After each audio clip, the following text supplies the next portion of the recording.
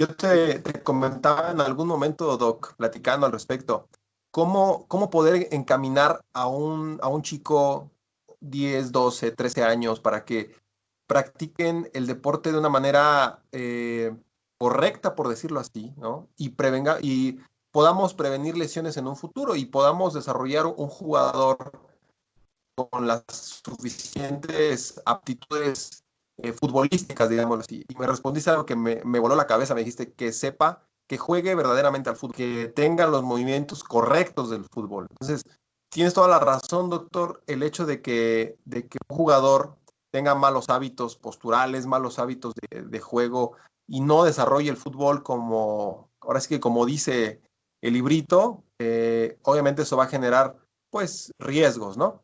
No sé si nos quieras comentar algo al respecto. Sí, efectivamente, o sea, no es lo mismo, o antes se cree, por ejemplo, es un ejemplo, ¿no? No es lo mismo correr de manera lineal que realizar un movimiento con los ángulos, con el estímulo del balón, por ejemplo.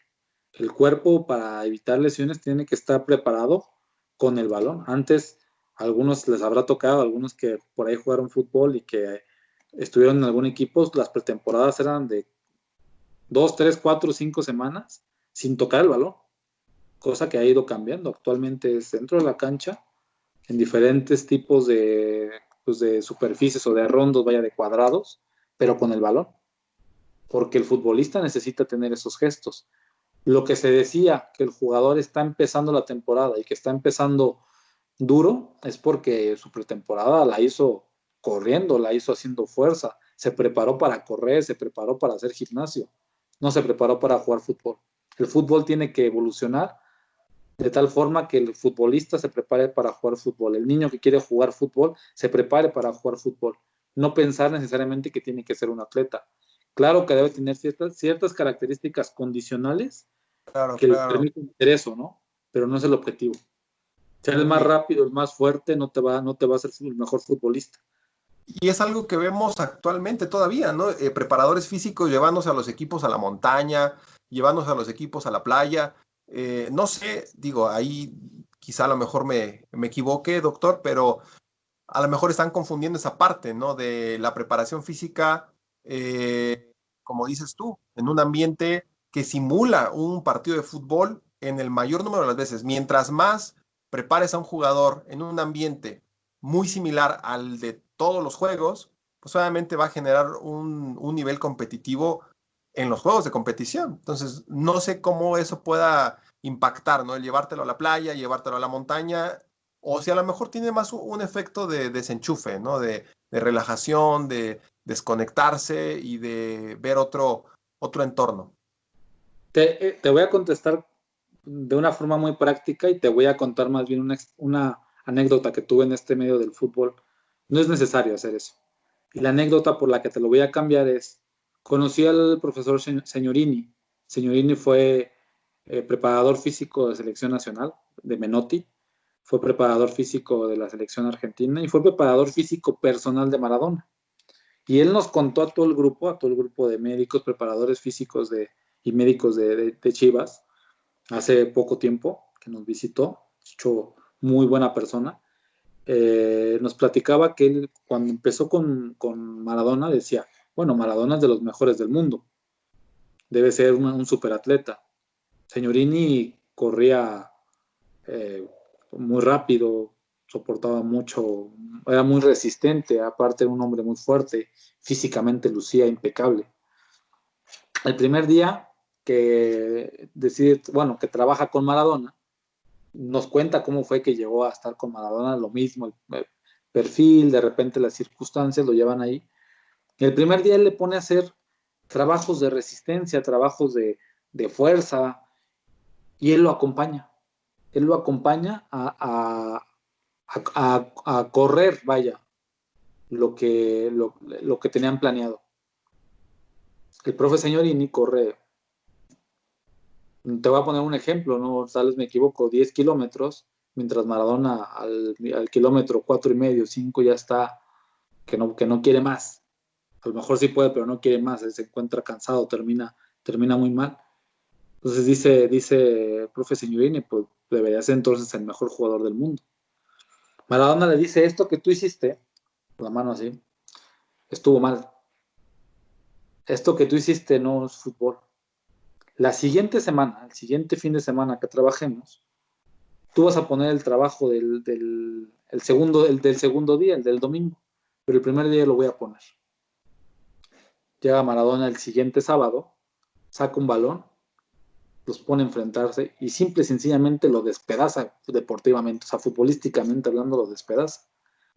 ¿Por qué si el profe Signorini era un atleta? O sea, le ganaba ahí el doble, el triple, terminó, no, ni siquiera se pudo cansar cuando hizo el ejercicio con el señor Maradona. Pero cuando sacó la pelota, Maradona terminó con el profe Claro, Signorini, lo dejó ver, lo hizo ver como un niño. sí, sí. Entonces, reiteraremos mucho en eso, muchas cosas son ideas que no están comprobadas o que se hicieron por muchos años, pero que actualmente se ha visto que no.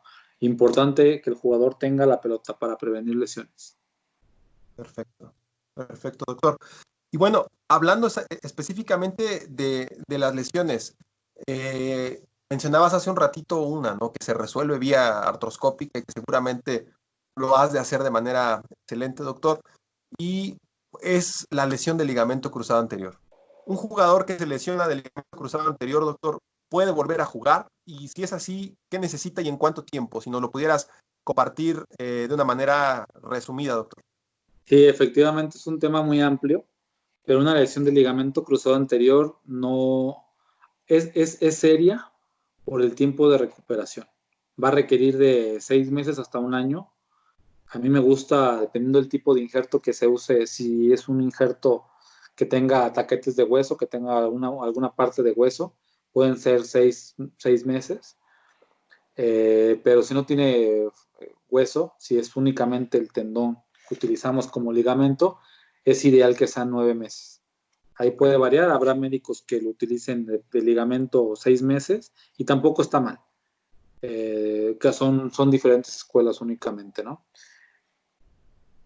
Si es una rotura completa del ligamento cruzado anterior, se tiene que operar, pero el jugador va a volver a competir y lo va a volver a hacer bien. Incluso en la primera división hay jugadores que tienen 2, 3 roturas y lo siguen haciendo a un nivel competitivo bastante bueno. Entonces, una lesión del ligamento cruzado anterior no limita en absoluto la práctica deportiva. Entonces, te va a permitir hacer lo que te gusta, que es, por lo menos te puedo dar ese mensaje. Lo que a mí más me gusta de mi trabajo es poder ayudar a los deportistas, a la gente, regresar a hacer lo que más les gusta. Dentro de otras lesiones que son a lo mejor menos dramáticas, pero más comunes, doctor, las lesiones musculares en los diferentes componentes y pues específicamente en el muslo, que son muy recurrentes, los isquiotibiales, ¿no? Los conocidos como isquiotibiales, que hemos visto jugadores, ¿no? Que de repente se avientan el sprint y a mitad del sprint de repente paran de manera abrupta y se llevan las manos a la parte posterior del muslo y empiezan mucho dolor y no pueden caminar, ¿no? Y entra la camilla por ellos, se los lleva y vemos que se desaparecen de las canchas por varias semanas. Con respecto específicamente a esto, doctor, ¿pueden prevenirse y pueden pronosticarse lesiones musculares de isquiotibiales en jugadores de fútbol profesional, doctor? ¿Y qué tan sensible es este pronóstico? En el entendido de que hay medición de cargas, de evaluaciones a lo mejor antropométricas, de diferencia de fuerzas musculares, etcétera, todo lo que tú seguramente haces muy a la perfección. ¿Se puede prevenir y se puede pronosticar una lesión de estas características, Doc? Sí, sí se pueden prevenir, no las podemos evitar. El deporte ha ido evolucionando y cada vez es más exigente. Y con la exigencia, lo que más se ha visto, o las lesiones que más se ven de gravedad, son las roturas musculares de los isquiotibiales, es correcto. Los isquiotibiales, como bien decía, son los músculos que están en la parte posterior del muslo y sobre todo hay uno de ellos, son tres, uno de ellos que es el bíceps femoral, que es el que más lesión llega a presentar. Se puede prevenir, hay que, sobre todo, te voy a poner dos cosas que son importantes. Hay muchos factores que hay que controlar, muchos. Nutrición, hidratación, sueño, son muchos factores que hay que controlar. Pero los dos más importantes, pues, uno, es la gestión de la carga del jugador, qué tanta intensidad se le esté dando al jugador, que lo llevemos a la fatiga y la fatiga lo va a llevar a una lesión en el momento en el que el jugador ya no sea capaz de recuperarse. Entonces, la primera es la gestión de la carga. Si tú tienes una buena gestión de carga en tu equipo, vas a poder prevenir lesiones. Y el segundo es el fortalecimiento.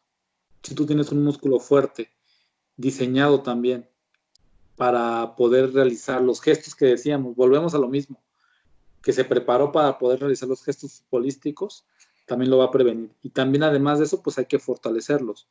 Y fortalecerlos con los gestos, fortalecerlos en gimnasio, entre comillas, porque se pueden hacer en cancha ejercicios individualizados, por ejemplo. Y un ejemplo, el peso muerto. El peso muerto para isquiotibiales es un muy buen ejercicio para fortalecerlos y para prevenir lesiones. El hip thrust, que a lo mejor algunos de ustedes los conocen, perdón, que es como, o se le denomina también puente glúteo.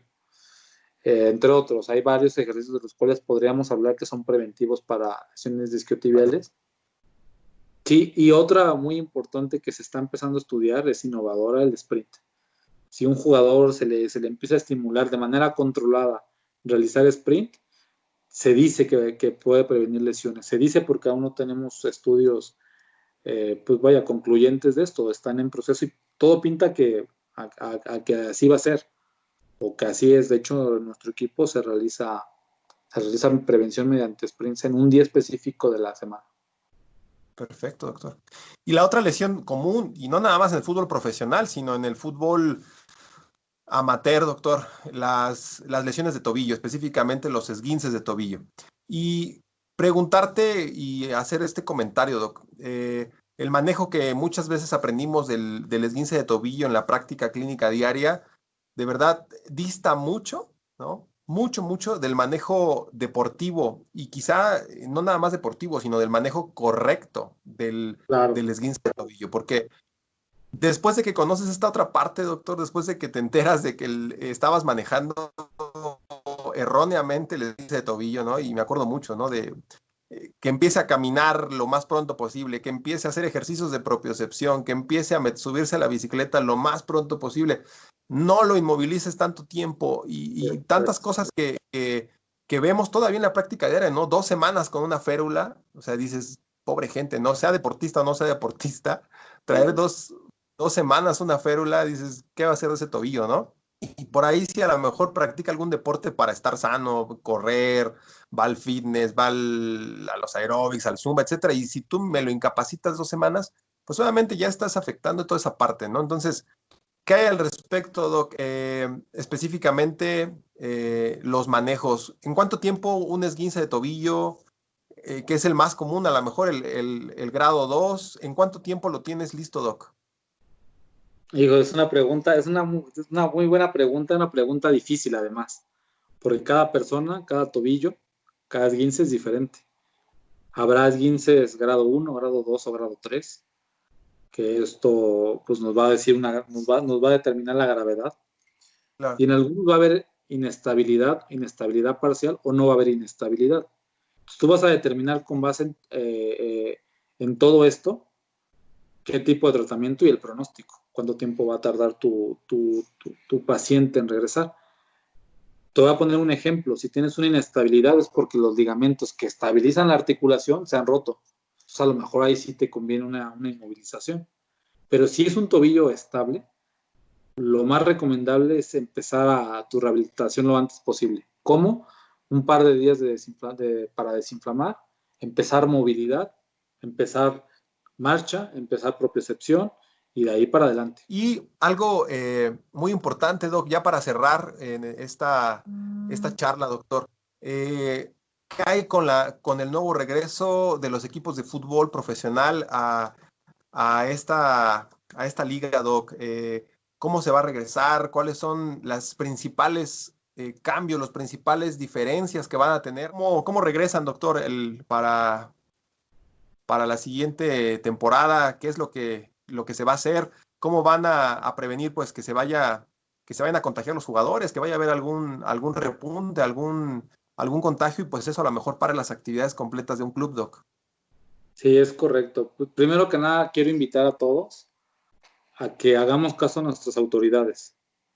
Bien lo ha dicho nuestro subsecretario de Salud, que la epidemia no ha terminado, ni siquiera hemos podido controlar del todo esta epidemia. Pensábamos que a lo mejor en mayo empezaran a bajar el número de casos y no ha podido ser, no ha sido así. Y nuestro subsecretario ha hecho mucho énfasis en eso. Entonces es fundamental a todos seguirnos cuidando, cuidar a nuestras familias, a nosotros mismos y hacer caso a las indicaciones de las autoridades. Este virus existe, ya seguramente habrán tenido algún conocido que lo tenga, y si no, pues bueno, no esperen a tenerlo Claro. pues bueno, todos saben que, por ejemplo, en el Club Deportivo Guadalajara, en primer equipo, hubo un caso que fue positivo, afortunadamente completamente asintomático, se aisló, no tiene contacto con nadie y obviamente pues se recupera y puede volver al entrenamiento y ya tenemos un grupo negativizado. Cuando regresemos a los torneos, obviamente para poder entrenar se hacen pruebas y para poder regresar al torneo se hacen pruebas. Y si durante ese transcurso empezamos a tener casos también sospechosos, se van haciendo pruebas, incluso los contactos, precisamente para evitar que esto se propague. Muy En bien. cuanto a lo que decías de que en el futuro, eso que tú dices de dividir la cancha se hace, lo hacemos. Nuestra cancha está dividida en 4 segmentos y los jugadores se dividen en esos 4 segmentos. Imagínate una cancha de fútbol profesional y caben 4 o 5 personas en cada uno de los cuadrados, son 4. Y ahí se Correcto. hacen diferentes actividades sin tener contacto. No pueden cabecear, no pueden tomar la pelota con las manos. Hay cierto riesgo incluso de patear la pelota, pero bueno, si están desinfectados o sanitizados, pueden dar algunos pases muy controlados. Y obviamente, pues todo lo demás que son movimientos, que son ejercicios de fuerza, se pueden realizar. Tenemos a nuestros utileros que hacen un trabajo extraordinario en tener sanitizante y cada vez que un jugador llegase, por ejemplo, a recargarse sobre, no sé, alguna superficie, te hablo un bosú, para poder hacer uno de los ejercicios, ellos se acercan con cada uno de los ejercicios, con cada cambio, sanitizan y siguen rotando. Es impresionante el trabajo que hace el Qué bien. trabajo nuestros utileros, impresionante y muy admirable. Eh, todo esto para tratar de prevenir pues un brote, ¿no? No tenemos de cualquier forma no tenemos garantizado que no lo vayamos a tener, entonces pues no nos queda más que cuidarnos mucho y seguir atendiendo todas las indicaciones que insisto, que se nos dan. Muy bien, doctor. Pues qué interesante trabajo, doctor, y qué arduo trabajo seguramente están haciendo los clubes. Digo, seguramente no nada más el Club Deportivo Guadalajara, sino muchos clubes a nivel nacional e internacional para poder integrarse a la práctica deportiva que si bien no es una práctica indispensable para la vida diaria, pero en muchos países pareciera ser que sí lo es, doctor, que sí son válvulas despresurizadoras de estrés, válvulas despresurizadoras de ansiedad, que el fútbol es el fútbol. Y la verdad es que bueno que están tomando las medidas, doctor. Me da muchísimo gusto saber que formas parte de todo eso y que está generando conocimiento y está generando nuevas estrategias para distintos y nuevos retos que quizá volvamos a enfrentar como sociedad. No tenemos esto todavía garantizado, ¿no? Se esperan a lo mejor oleadas, se esperan repuntes, se esperan picos otra vez de contagios. Entonces, qué mejor que estar generando este tipo de estrategias, doctor. Y pues, Doc, yo quiero darte las gracias, doctor, que haya sido pues parte de este inicio, doctor, de esta nueva sección. Se nos alargó un poquito la charla, pero es inevitable el tocar estos puntos, tratar de abarcar estos puntos tan interesantes, Doc, de todo lo que haces ahí en ese equipo y todo lo que hacen los médicos de fútbol, ¿no? Muchísimas gracias, Doc, de verdad te deseamos lo mejor ahí en el club, lo mejor para ese gran equipo que es Guadalajara, con cuánta historia en el fútbol mexicano y pues qué orgullo seguramente, Doc, para ti el estar formando parte de ahí. Y pues si tú nos lo permites, doctor, dejamos la puerta abierta para en algún momento focalizarnos ya en algún tema en particular de todo lo que tiene que ver con la medicina y el fútbol, si tú nos lo permites en un futuro, Doc. Por supuesto. Y bueno, para todos los que nos están viendo y que nos escuchan, el doctor Hugo me pidió que utilizara algo que fuera del club de Chivas y le comenté que había algo mejor que podría mostrarles. Muy bien. En diciembre del año pasado, el 2019, con el equipo Chivas Sub-17, fantásticos jugadores, fantásticas personas los que conformaron ese equipo, logramos el campeonato.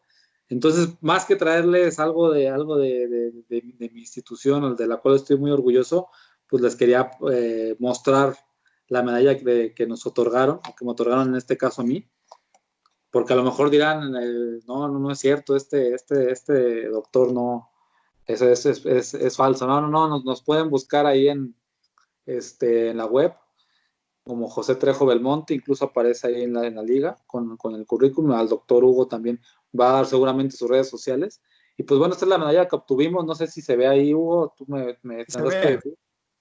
se ve perfectamente bien ahí, Doc. Campeón Apertura 2019, ¿no? Sí, y aquí, bueno, la liga BBVA A ver si sub-17. gustas hacerla hacia tu izquierda, bájala un poquito, ándale, ahí está bien.